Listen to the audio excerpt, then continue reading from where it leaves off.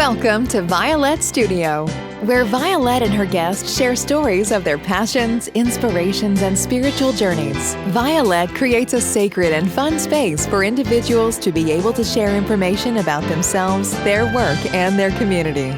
We are so happy you have joined us today.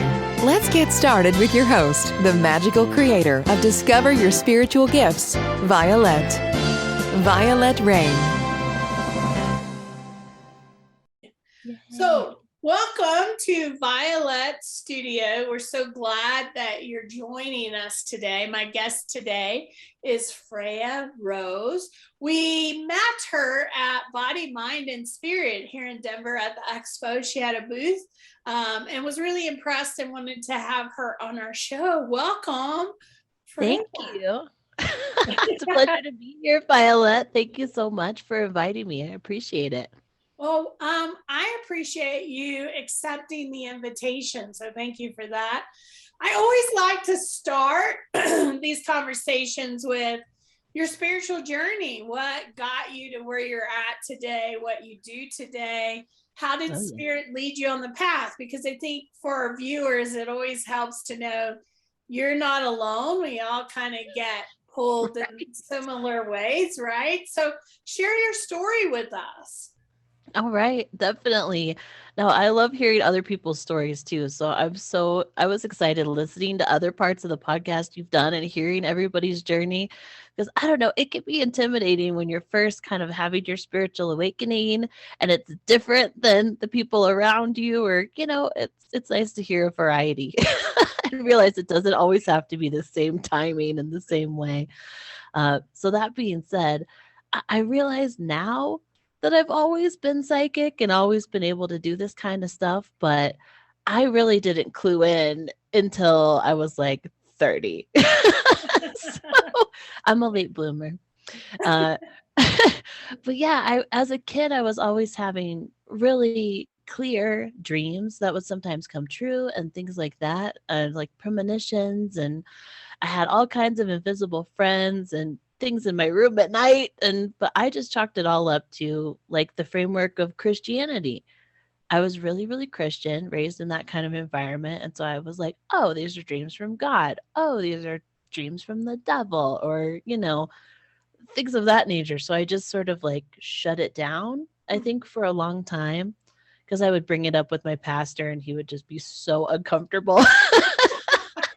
I was like, I'm dreaming dreams like in the Bible. And he's like, oh my God, back away slowly. I mean, that's not a framework anymore where they're like really equipped to go into that. And so, yeah, he didn't want to hear about my dreams. So yeah, I just sort of shut it down for a long time.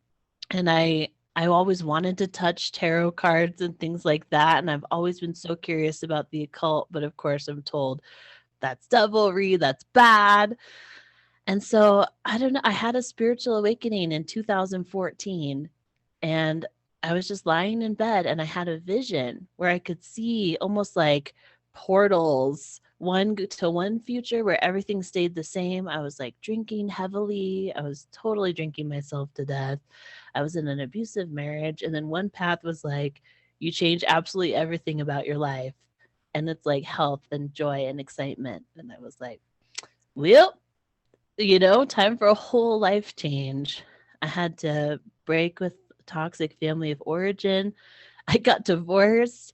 I moved. I changed everything. I stopped drinking immediately. The next day I was done. And I've been sober ever since. And after that, I started dabbling in magic and touching tarot cards. I was just like, whatever, I'm free. I can do whatever I want.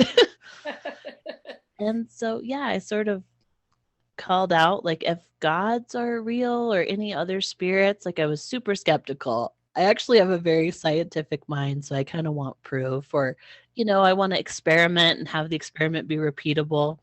So I was just like, if you guys are real, if gods and angels and all that are real, show me some science, let me document it. And then everything just blew up. And within 2 weeks, I was like a full-blown, nutty spiritual person. So there you go. And the rest is history. Well, I love the nutty spiritual person because I I think sometimes we think, oh, we're losing our mind or seeing things, this is Right. crazy, or Yeah. we're feeling things, or we're knowing things, and we're not supposed to do this, and where's this coming from, and where do I go next? And some people, when they get their awakening, it can be so overwhelming at Oh first, yeah. right? How do you sort Right. out all this information that's coming in? And Oh my gosh. Well, for me, I just didn't have a normal sleep pattern for like a year because all this stuff was coming in the middle of the night. Like gods were contacting me and it was just blowing my mind. And I'm like automatic writing and trying to get all this stuff down that's coming in. And so I was just like a weird night ghoul for like a year when I was waking up. And sometimes it's still hard, I'm a sensitive person, as I'm sure a ton of your guests are, and you are probably. And so when it's time for me to change and kind of go to the next level, opening up my gifts, I feel like I'm in a pressure cooker, and like I can be physically ill because I'm kind of on a healer's path. So all kinds of strange things happen in my mind and body, and you just kind of have to get used to being like, oh, it must be time to to like expand or something. I'm not dying. I'm not losing my mind. I just need to chill for a few days and the pressure will relieve itself. Does that make sense? it does. And I love you mentioning how sensitive we get to energies, because spiritual people talk about, I'm an empath, or I'm highly sensitive. And I think anyone that goes through their awakening, their spiritual awakening, anyone that's connecting to their gifts and asking to be connected is also becoming super sensitive to the energy around us, because really our gifts come through that energy, that sensitivity. So then you're starting to get hit with all this, and then how do you protect yourself? How do you go out in the world? I'm always telling people in the store, they come in and they're like, I don't know what to do. And I'm like, okay, so let me see if this is where you're at. You're sensitive to lights, you're sensitive to crowds, you have a hard time going out in public, you feel drained and exhausted. And they're like, yeah, how do you know that? Oh my God. Yeah. Like, that's what happens. It's like a process of stripping layers away. Instead of like gaining something, we're just like taking off all the stuff that blocked it and remembering. So yeah, I agree. It's like everyone has the same stuff. We're all psychic. We're all connected to spirit.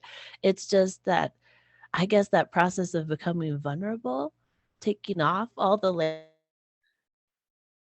that we had put up, especially like me, that's basically what I did. I think I just blocked all this stuff because I was afraid and I didn't understand as a kid.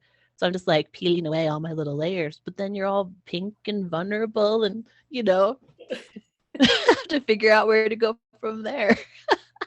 I think that is so perfect. I never thought about that, because you're right. When we try to shut our gifts down or we try to block them, we put up all these walls, all these armor that protect us. And not to say we don't need that, but it comes to a point where we create armor where we can still connect, but we feel safe, versus, oh, no, I don't want to feel, see, know anything. I'm just going to shut it off. And it's hard when we've been raised as Christians or in a religious background, because we've been told for so long, that's bad, that's wrong, that's what we're not supposed to do, right?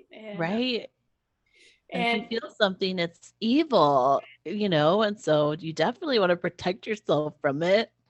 Right. And you don't want to step into that. And there's some shame sometimes when we start working with things, because we're like, oh my goodness, I'm doing this and I'm not supposed to. And the reality is you got to follow your heart. And at some point it just gets easier. I know. I feel like, oh, I'm sorry, Violet. Go ahead. No, it's easier to do that. Please share. There's so many beautiful Catholic people here in northern New Mexico, where I'm like blessed to live. And we have these talks all the time about, like, I grew up super Protestant and they're like really, really Catholic. And I honestly feel like I have a better relationship with Jesus now than I did as a Christian, because it's almost like you can just get to know him as he really is without all of the assumptions and rules and restrictions that Jesus never put on his love, or you know what I mean? And so he's one of my guides now. But when I broke up with the church, it was like a breakup with Jesus. So we kind of had to like get to know each other again, but it's not mutually exclusive. It's just a different, more relaxed, more loving and open way of experiencing God, however that works for you. Well, I think the simplest thing that I tell people is, let's get real. There's not a heaven for just Catholics and a heaven Right. for just Baptists and a heaven Yeah. for just Protestants and a heaven for the Tibetans and a heaven for, it doesn't work that way. We're all going back to the same place. We're all Right. from the same place. We're all integrated. And when you look at it from that perspective, and I still believe and see myself as a Christian as well as spiritual, because like you, I had a powerful relationship with Jesus and still do today, right? And totally. So a Christian will come up and go, you need to have a relationship with Jesus. And I go, I do, probably a better one than you do.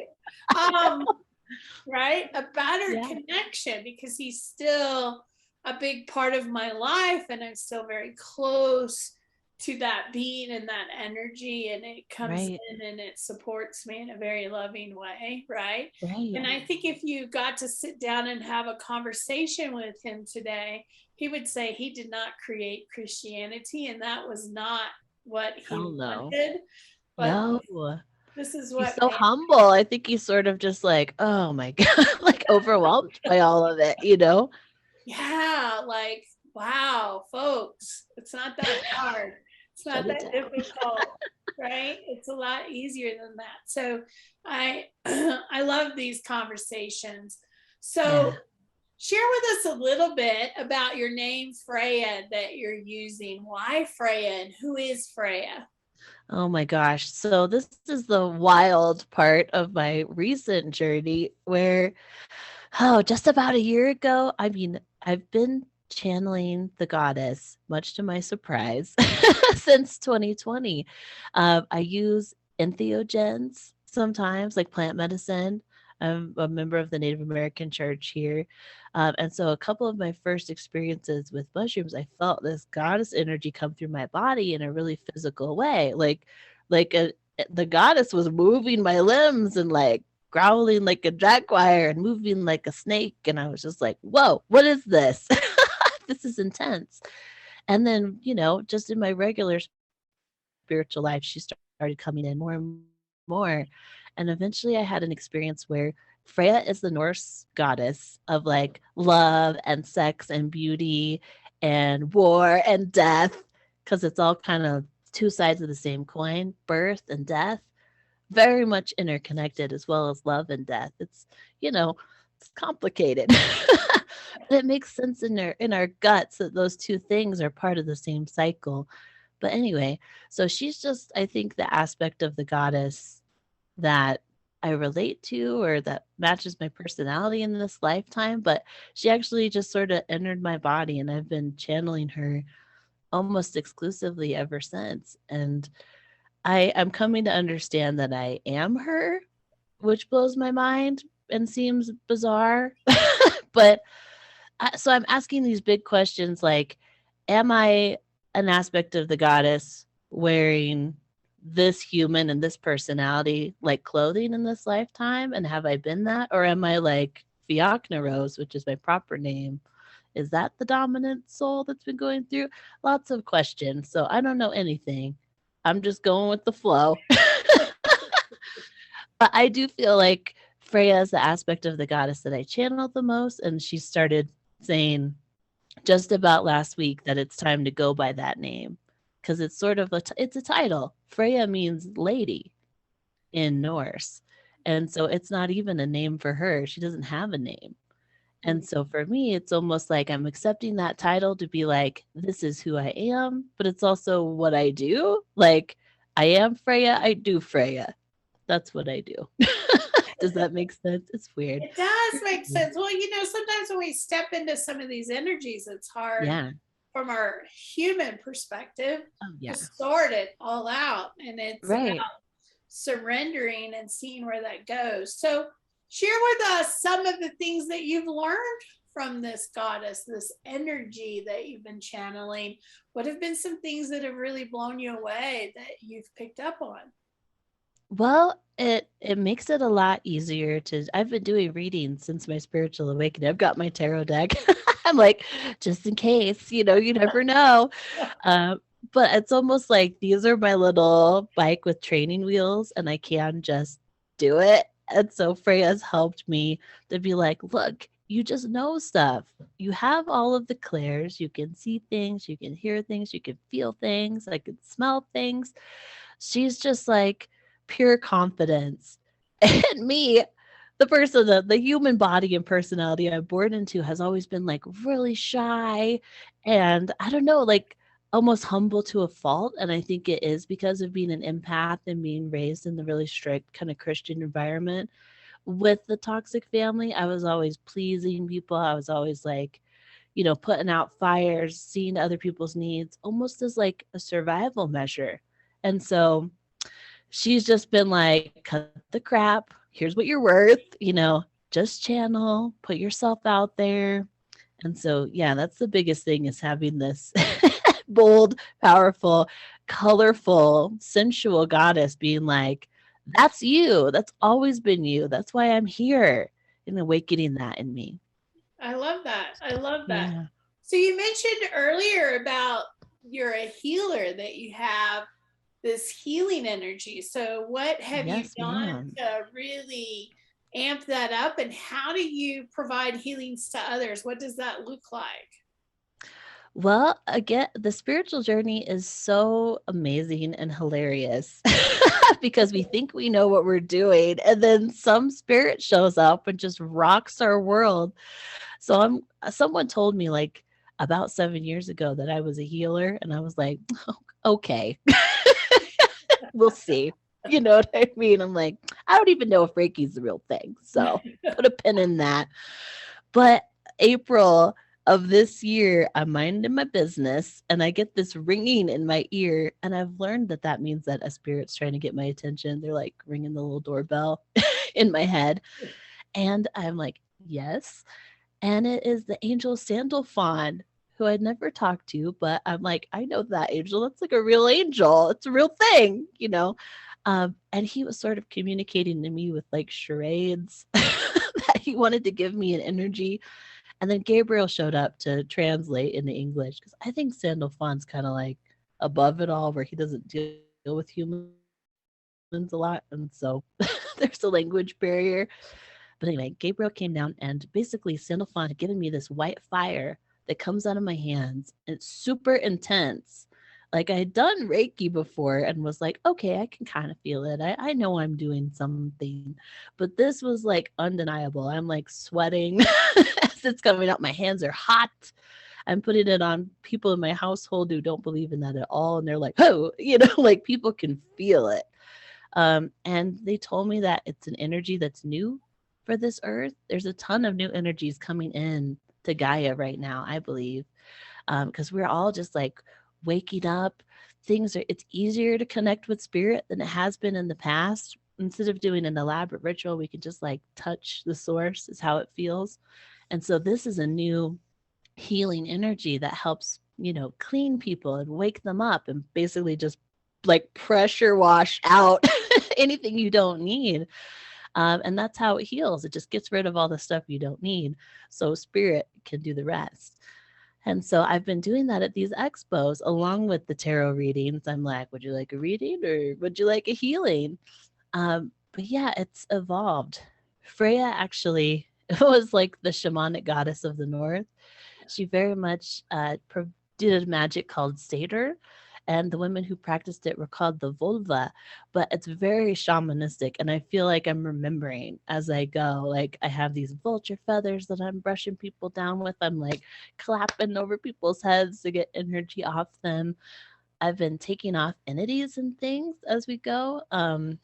I recently got a tattoo, a vulture tattoo, to help with this healing energy, because I feel like I'm able, like the vulture, to stand in darkness and death and funky, negative, gross energy, and then just clean it up and not have it hurt me, but have it just flow through me in that kind of shamanistic way.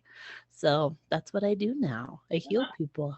I love that. I love that. And it Yeah. does sound very shaman. The shamans are able to walk through the shadows and the darkness Right. to clear it, right? They're protected as they move through it. There's something very powerful about that process and what Right. happens there, right? So I love that. And you know, at my center, I teach Angelic Reiki with the angels. So it's Yeah. really pretty awesome. And it's new to the planet too. Yes. I call mine angel fire. It Yeah. may be the same thing. Very similar, yeah, could very well be. Angelic Reiki is actually bringing back the ascension flame fire from Atlantis. So it's Okay. actually bringing it back to the planet because we lost it when Atlantis didn't exist anymore. So Right. it's kind of a cool, very powerful healing modality. So I love working with it. That's exciting. Yeah, it's really kind of cool. I love working with the angels. The angels are definitely big pieces of my life. I really do like working with the angelic kingdom I love and that. all the beings that are part of that. So very Girl, we've been cool. brought together for a reason. We are definitely so. So, are you able to do these types of sessions online for people that might want to tap in and find out Yeah. more? Absolutely. I actually started off, Gabriel kind of made me do this, I think, to get over my shyness. But for a while, he's like, here's what you have to do. You have to do live videos on Facebook and give this energy to people. And I think he was tricking me so that I wouldn't be camera shy for stuff like this. Or, yeah, and to show me that it could be transmitted through video. But that's how I started, and people over Facebook were getting just like like smacked in the face with this energy from thousands of miles away sometimes. And but that's kind of the thing, right? All healing is like energy healing is technically distance healing. We're not like actually grabbing your heart, or whatever. We're like hovering politely over your heart. And time and space don't really matter to spirit in the way they matter to us, like linear human beings. And so, me putting energy on your heart through Zoom is the same as if I was right in front of you. It doesn't matter to spirit. Mhm. Um, yeah, so I've done it over Zoom, over the phone. I don't even have to see anybody. I can just be there with them energetically. It's really powerful, and I feel like I'm all, yo, I just work here. Like it just comes through me. It's its own thing. It does what it wants to do. I love that. I love that. I really do. So you offer readings and healings online. Anything Mhm. else that you have out there that we should know about that we would be interested in knowing? Recently I just became a psychic advisor on the phone app Purple Ocean, Uh-huh. and also online at mysticsense.com. And I'm Freya Rose on both of those platforms. So if anybody wants a reading, at least, you can do it through there. Or anyone can contact me at Freya Healings, plural, at gmail.com. Very cool. Well, Yeah. thank you so much for taking the time today to hang with me and be on Yeah. the show and share your journey and process. I love that. I love your stories and how what you've come through. And I love your background of your little cabin there. That's awesome. Right? That's a good place to be if you're being a psychic, a cabin in the middle of nowhere. I God love that. bless the internet age. Right? Right? Oh. Right? Thank goodness that you can hook up almost anywhere these days, right? Dang straight. I, Oh my abs- gosh. I absolutely love that. Well, thanks so much for being on the show, and those watching, thanks for watching. And I hope you'll check out some of our other episodes. And I hope we can see you really soon and Denver at Discover Your Spiritual Gifts. Definitely. Thank you so much, Violet. It's been a pleasure. Oh, thank you. Thank you for joining us. To find out more about Vialet and how she can help you discover your spiritual gifts, head over to discoveryourspiritualgifts.com and on YouTube at Discover Your Spiritual Gifts. You can also send a personal message to Vialet through email, violet@discoveryourspiritualgifts.com. Until next time, remember, we are meant to have abundant and joyful lives. We hope to see you really soon at Discover Your Spiritual Gifts. Discover connection.